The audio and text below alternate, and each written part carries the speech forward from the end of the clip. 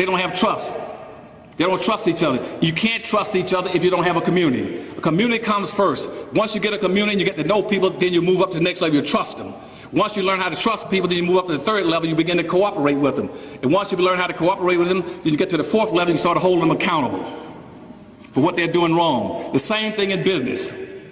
In business, if you're building a business operation, and competitiveness and powernomics is a 5-story building. The first thing you all should be doing, as I said, get you some institutions like the chamber and start teaching, acquiring wealth and power through operating businesses. If you build an economy, that's a 5-story building. The first floor must always be economics.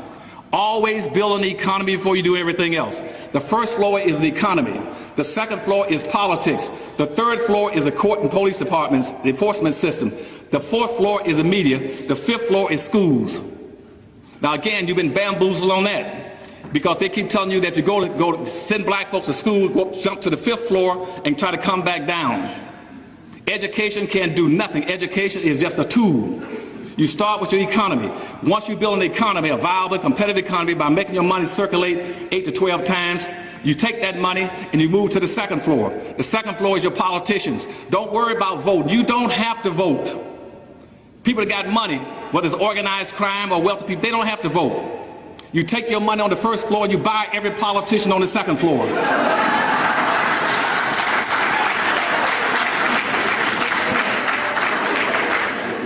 If you can't buy them, you rent or lease them. And once you rent or lease those politicians or buy them on the second floor, you hold them accountable to go to the third floor. And you stop the police from shooting and killing black folk all the time. And come up with new codes of conduct.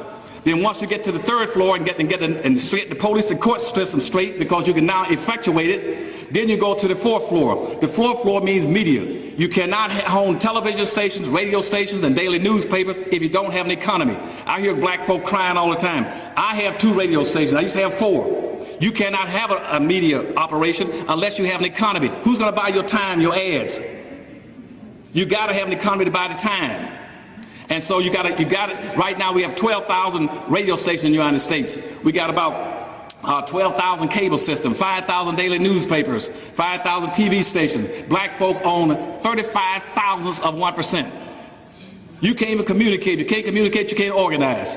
You can't get communication because you don't have an economy. And once you get enough money, you put your medium up at the fourth floor. Then lastly, you tell the fifth floor, which is a school system, say, here's what we want. We don't want any more black basketball players and football players.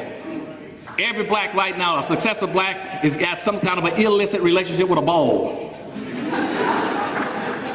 He's either running with a tennis ball, basketball, golf ball, football, sending on jokes, telling jokes, pretending he's having a ball. Just get away from that. And say from now on, you try to raise kids that can produce something. The producers will be the people survive. Right now, black folk are 0 producers and 100% consumers. You're going to get totally wiped out in this country and wiped off the face of the earth under globalization if you don't learn how to produce vertically. You produce something at the bottom level, then you go up and you have other blacks coming over you. Like I'm producing fish, 1 million pounds of fish a year, I want blacks to come in and warehouse, wholesale, distributor, then retail. I want to see some black lobster restaurants in the country. And you build, and about 2 more minutes I got. Now, and you build these vertical orders based on your competitive advantages.